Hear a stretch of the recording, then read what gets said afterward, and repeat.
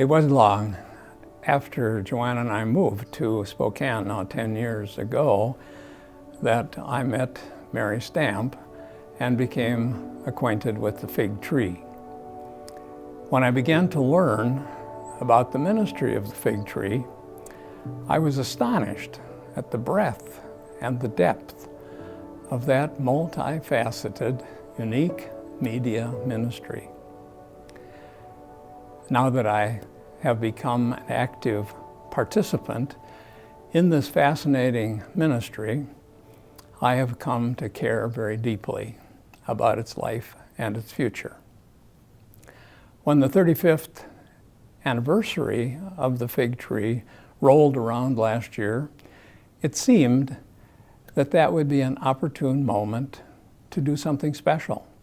Certainly a time to honor the fig tree for 35 years of very distinguished ministry, but also to boost the financial base by fertilizing the roots, strengthening the branches, muscling up its legs toward a more bright and flourishing future of being able to bear still more fruit.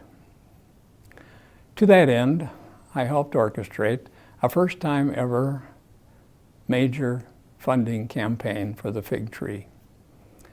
We chose a theme of branching out beyond 35 years. We set a goal of $35,000 and a time frame of 35 days in order to run this campaign. We were richly blessed by being able to secure from a very generous individual a matching gift of up to $17,000 to kick it off. And because of you, on the 35th day of this campaign, we reached the goal of $35,000.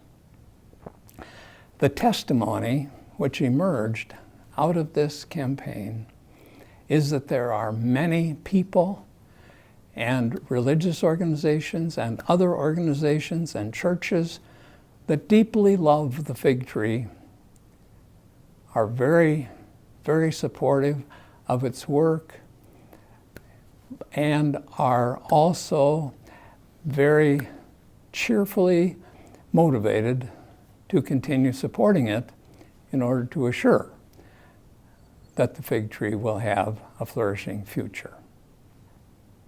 For me, the fig tree is one gigantic good news story. We live in a time when the public media continues to feed us with a daily diet of news. Often news that is very disturbing, even sometimes despairing. Stories of anger and fear, hostility, division. In the midst of that environment, we also hunger deeply for a diet that contains good news. Good news of hope and healing and justice and promise. The fig tree is a signature vehicle that tells these kinds of stories. It tells these stories of hope and healing by lifting up stories from people and organizations who engage their own gifts of faith, commitment, and moral courage, seeking to make this world a better place. Furthermore, these stories serve to inspire and empower us toward action in our own witness as well. The resource directory serves an enormous function in my view. One of its functions certainly is to supply resources for agencies that work with people who are seeking certain kinds of needs.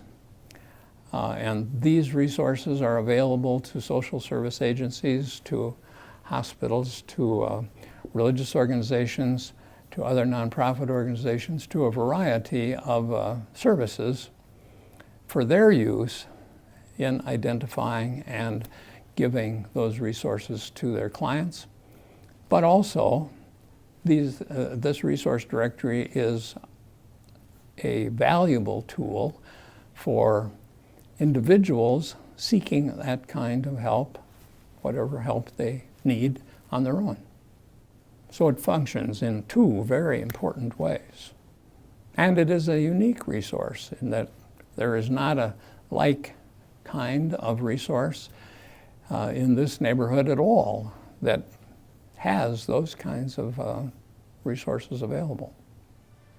So in my experience, I have come to believe that the fig tree connects people by creating a vision of hope for the world, a hope that can become an inspiration for all who are touched by its ministry.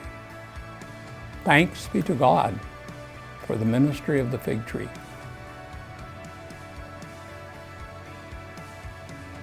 That's all I have to say.